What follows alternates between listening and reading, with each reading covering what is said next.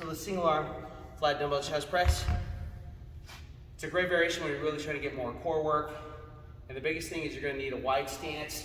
You're usually going to have to counter with a little wider stance. You're going to want to brace here. And you're just going to perform the exercise, realize you're going to get a lot of work into that core. So I'm going to teach you how to do a flat dumbbell chest press. I'm going to teach you the technique for all variations. So whether you're doing just a regular press, or you got an elbow in press, a 1/4 press, an alternating press, even if you're using bands or chains, this technique is going to apply for all those positions. So first off, you're going to grab your dumbbells either out of the rack or off of the bench. So I'm going to grab these guys. What you want to do is you want to step in front of the bench. You want to put the weights on your thighs near your knee. And I'm going to sit down using my legs to steady the dumbbells in a position. Now from here, you're going to bring your weight forwards a little bit. I'm going to get my elbow behind my wrist, and I'm going to actually use my legs to get in position. So I'm going to pop one knee up and roll, start to roll. I'll pop the other knee and start to roll. And the reason you want to learn how to do this is going to allow you to handle very heavy weight on your own without a spotter. So I'm going to pop and roll, then from there, now in position, I'm going to squeeze my shoulders back. I'm going to pinch my elbows, and what I'm going to do is I always have my elbows like right underneath the load, and now I'm going to start from the top.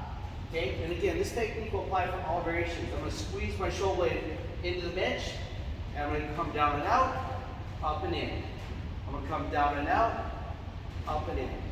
Down and out, up and in. So we're going from the top of a triangle down to the bottom of a triangle, top of a triangle, down to the bottom. And what I want to work on is I always want to work on controlling the position of the dumbbell. So when you do it right, your elbow is always going to be under your wrist, okay?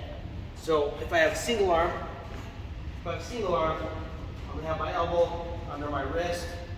And actually, I think we'll film it from behind, so we'll pause the camera for a second.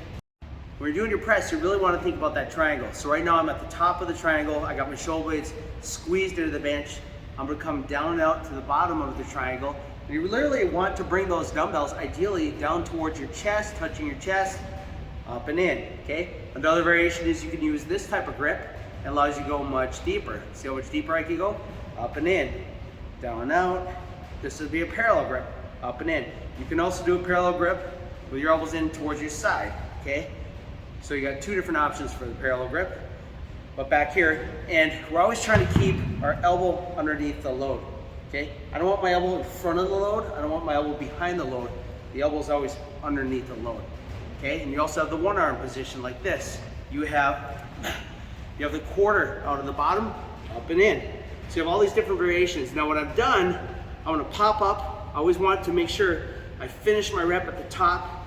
You're gonna pop a knee up, and what you're gonna do is you're gonna basically bring the dumbbell to the top of the knee, and you're just gonna roll forwards. So I just push into it a little bit, one more time, come down a little bit, and I just push, and you can roll right up. Another concept that we teach when we teach people how to do dumbbell presses is we really want to kind of have chest up position. So when I'm down here, I'm going to pop up that chest a little bit. And I'm really going to focus on squeezing those shoulder blades together. So I have chest is up. I'm taking those shoulder blades, I'm going to squeeze them back real tight. And the angle of my arm relative to my torso, if we're doing more of an elbow up position, you never want to be up here. You don't want your elbows flaring out on any of these variations. So whether it's a 1/4, alternating, regular press, you want your elbow a little bit below parallel, or even down here, 45, 60 degrees. That's going to spare your shoulder, and you're really keeping your shoulder blades pinched as you're pressing. Keep them pinched, whether you're doing the 1/4, whatever variation. Make sure you keep it really pinched, and that's going to really protect your shoulder. Also, another thing too is contact. When you do this press, you're going to have your heels. Flat. What you want to do is bend your knees a little bit as well. You'll be a little bit stronger. You want your butt down. Always keep your butt down. Don't lift your butt off the bench. Keep your shoulders down and your head down. Sometimes people are lifting their head up like this. You lose a lot of strength when you lift your head. There's something called symmetrical tonic reflex. When your head is down and you're pushing in the bench, you get a little bit of strength from your neck, which actually engages all your other muscles of your body, all the other extensions. So make sure you keep that contact.